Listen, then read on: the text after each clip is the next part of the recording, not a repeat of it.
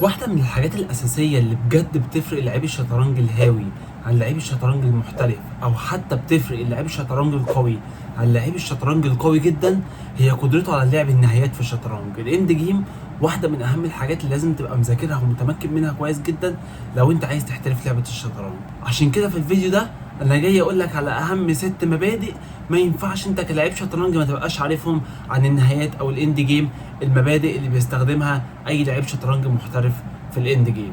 المبدا الاول معانا هو نشاط الملك او الكينج اكتيفيتي. الكينج اكتيفيتي او نشاط الملك بتاعك ده حاجه مهمه جدا في الاند جيم، لان طبعا انت في الميدل جيم بتكون عامل التبييت، فبالتالي بيبقى الملك بتاعك بعيد جدا عن السنتر، فبالتالي بتحتاج انك انت تاكتف الملك ده في الاند جيم، عشان الملك في الاند جيم قطعه مهمه جدا. زي الموقف اللي انت شايفه قدامك ده، الابيض هنا بالرغم ان هو خسران عسكري كامل، لان الابيض مش بس بيتعادل في النهايه دي، الابيض بيكسب فيها نتيجه ان الملك بتاع الابيض انشط من الملك بتاع الاسود. حاول توقف الفيديو وتفكر ايه الطريقه اللي ممكن الابيض يعملها عشان يكسب النهايه دي. هعتبر انك وقفت الفيديو وجيت، وهنا افضل نقله للابيض ان هو يكمل انتشار بالملك بتاعه ويجيب الملك بتاعه في مربع الاف 6.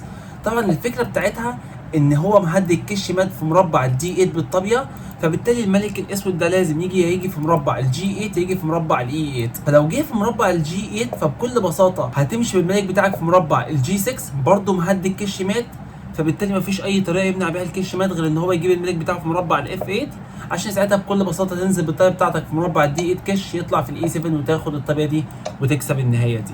وطبعا لو هو حاول في النهايه دي بدل ما هو يجي في مربع الجي 8 يجي في مربع الاي 8، فساعتها انت هتجيب الملك بتاعك في مربع الجي 7 مهدد الطابيه، فالطابيه ما عندهاش ولا مربع تهرب فيه غير مربع الاف 8، عشان ساعتها تديله كش بالطابيه بتاعتك في مربع الاي 5 عامل كش للملك، فالملك ده لازم يبعد عن حمايه الطابيه وتكسب الطابيه دي، وبعد كده تكسب البيضه ده وتعمل كش مات بالطابيه. ده موقف اند جيم نظري مهم جدا، واللي ان شاء الله هنعمل لكم عنه كورس كامل ان شاء الله على اليوتيوب في سلسله. ففي الموقف ده لو انت هنا استعجلت وزقيت البدأ بتاعك في مربع الجي 4، فبكده انت عملت بلندر والجيم اتحول من مكسب للابيض لتعادل، لان بكل بساطه الملك الاسود هيقدر يجي هنا والموقف ده تعادل.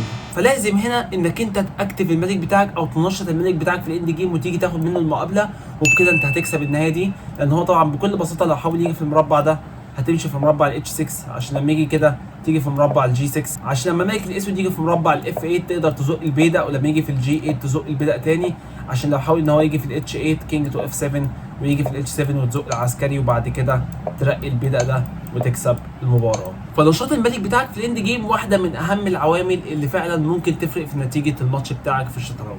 التكنيك الثاني معانا او المبدا الثاني معانا في الاند جيم هو خلق البادئ السالكه. البدء السالك طبعا مش محتاجين نتكلم عنه كتير، البدء السالك ده يعني وزير مستقبلي.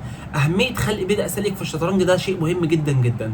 ففي الموقف اللي انت شايفه قدامك ده المفروض الابيض اللي عليه الدور المفروض ان الابيض يلعب ويكسب، فطبعا الفكره الوحيده اللي ممكن الابيض يعملها عشان يكسب الماتش ده ان هو يخلق بدء سالك عن طريق ان هو يزق البدء بتاعه في مربع السي 5. ركز معايا عشان النهايه دي مش سهله خالص. لو هو اكل بالبدء فبكل بساطه هتزق العسكري بتاعك، فهو هيزق فانت هتزق، فهو كمان هيزق البدء بتاعه، فانت هتروح ترقي البدء بتاعك، وهنا هو هيزق البدء بتاعه في مربع السي 2. وده برضه موقف من المواقف الثيوري او النظريه المهمه جدا جدا في الاند جيم، واللي ان شاء الله هنشرحها في الكورس بتاعنا كامل. طبعا في الموقف ده هنا انت لازم تلاقي نقله وحيده للابيض، وقف الفيديو وحاول تشوفها طبعا عشان اوفر عليك وقت. فهنا افضل نقله للابيض ان هو يجيب الوزير بتاعه في مربع الاتش 2. الفكره بتاعتها بسيطه جدا، ودي النقله الوحيده. لو هو رقى وزير فبكل بساطه هتديله كش في مربع الاتش 6 وتاخد الوزير ده تاني. ولو هو حاول يقرب بالملك بتاعه في مربع زي ده، فبكل بساطه هتيجي بالوزير بتاعك في مربع الاف 4، وبكده انت الوزير بتاعك هيجي في مربع السي 1 النقله الجايه اجباري، فبالتالي الموقف ده هيبقى مكسوب للابيض. واحد هيقول لي بكل بساطه هو انا لو جبت الوزير مثلا بتاعي في مربع البي 2 ليه الموقف ده مش مكسوب؟ لا، الموقف كده قلب تعادل، لان هو بكل بساطه هيجي في مربع الدي 2، ولو انت حاولت تقرب بالملك هيجي في مربع الدي 1، وده الموقف ده تعادل، لان ده مشروع في النهايات النظريه في الشطرنج، او واحد من المواقف المشهوره في النهايات النظريه. طبعا هيديك كش، هتخش جوه، هيحاول يقرب بالملك بتاعك اكتر، فهو هيجيب الملك بتاعه هنا. طبعا هو عايز يرقي، فانت هتمنع الطريقه عن طريق انك تدي كشات، فهو هيمشي هنا، فانت هتيجي تهدد العسكري فهيجي هنا تدي كش، فالملك هنا هيجي في مربع الاي 1، ولو انت اكلت البيضه حصل ستيل ميت والجيم انتهى تعادل. فالنهايه دي مش سهله خالص. التكنيك الثالث او المبدا الثالث معانا في الاند جيم هو البون بريك ثرو، ومعناها اختراق البادئ. ان اهميه انك تخترق بالبادئ بتاعتك ده شيء مهم جدا في الشطرنج. يعني الموقف ده 3 بادئ على 3 بادئ، ده طبعا استادي مش موقف حقيقي. فهنا بكل بساطه لازم تلاقي النقله الوحيده اللي بتكسب في الشكل ده للابيض، وان هو يزق البدأ بتاعه في مربع الجي 6. اي حاجه غير كده الموقف ده هيبقى تعادل. لو اكل بالبدأ ده فانت هتزق البدأ بتاعك ده في الاف 6، طبعا مهدد انك ترقي تاكل عسكري في عسكري وترقي، فهو هيضطر انه ياكلك، وساعتها هتزق البدأ بتاعك الثاني في الاتش 6، فبالتالي البدأ ده رقي اجباري. وطبعا لو هو اكل بالبدأ الثاني فانت هتزق بدأ الاتش 6، ولما هو ياكل تزق بدأ الاف 6، والموقف ده مكسوب للابيض نتيجه تقدم البادئ. وخلي بالك الموقف ده ما ينفعش لو الملك الاسود ده قريب شويه من البادئ، لان لو الملك مثلا ده هنا فهو هيلحق البدأ، فما تعملش الموقف ده غير والملوك بعيده خالص، بحيث انك انت تقدر ترقي العسكري اجباري والملك ما لحقش البيضه. انا جايب لك موقف بقى يجمع ما بين ازاي تخلق بدأ سالك عن طريق انك انت تعمل بون بريك ثرو او اختراق البادئ، وده تكنيك مهم جدا جدا. يعني في الموقف ده بكل بساطه لو انت حاولت تزق العسكري ده على طول، فبكل بساطه الملك ده هيقرب وهيلحق العسكري، والموقف ده هيقلب تعادل، او الاسود كمان احتمال يكسب النهايه دي. لكن الفكره هنا الصحيحه اللي ممكن تخلي الابيض يكسب في النهايه دي، ان هو يقدر يعمل فكره البون بريك ثرو عن طريق ان هو يزق البدأ بتاعه في مربع الجي 4. دي الفكره الوحيده اللي ممكن تكسب الابيض هنا، لان بكل بساطه انا مهدد ان اكل عسكري في عسكري، فلو هو اكل عسكري في عسكري مثلا بالشكل ده، فده هيسمح لي ان انا ازق البدأ بتاعي في مربع الاتش 5، وبكده انا مش عندي عسكري سالك واحد، ده انا عندي عسكريين سالكين، فده هيضمن لي المكسب في الموقف ده. يعني بكل بساطه لو الملك حاول يلحق البدأ ده فالبدأ ده هيرقي، ولو الملك حاول يلحق البدأ ده فالبدأ الثاني هيرقي، والموقف ده مكسوب. يعني لو عمل حاجه زي كده فطبعا البدأ ده رقى وجري، ولو هو طبعا حاول ان هو يلحق البدأ الثاني فانا هزق البدأ ده، وبكل بساطه في بدأ على الاقل من البدائين هيرقي. فبكده انت استفدت من فكره ازاي تخلق بدأ سالك عن طريق فكره البون بريك ثرو. التكنيك الرابع معانا حاجه اسمها انك تعمل كات اوف للكينج. كات اوف للكينج يعني معناها انك انت تمنع الملك بتاع الخصم بتاعك من ان هو يقدر ياكتف الملك بتاعه. يعني بكل بساطه انا لسه قايل لك من شويه من اهم التكنيكس انك تعمل اكتيفيتيز للملك بتاعك، او انك تنشط الملك بتاعك. طب ما العكس صحيح برضو، يعني انك انت تمنع النشاط بتاع ملك الخصم، دي حاجه من الحاجات الاساسيه اللي لازم تكون متعلمها وفاهمها كويس، انك تمنع نشاط ملك الخصم. زي الموقف اللي انت شايفه قدامك ده، هنا نقله وحيده فقط للابيض هي اللي بتكسب في الشكل ده، واي نقله غير كده الموقف ده تعادل. النقله الوحيده اللي بتكسب في الشكل ده انك تجيب الطابيه بتاعتك في مربع الجي 5، دي النقله الوحيده اللي بتكسب. انك انت عملت كات اوف للكينج ده عن ان هو يعدي في الصف الخامس، فبالتالي لو هو زق البيدق انت هتقرب بالملك بتاعك مثلا في المربع ده، ولو زق البيدق تاني فبكل بساطه هتيجي تطلب العسكري، ولو هو زقه تاني هتيجي في المربع ده، وبكده انت لحقت البيدق.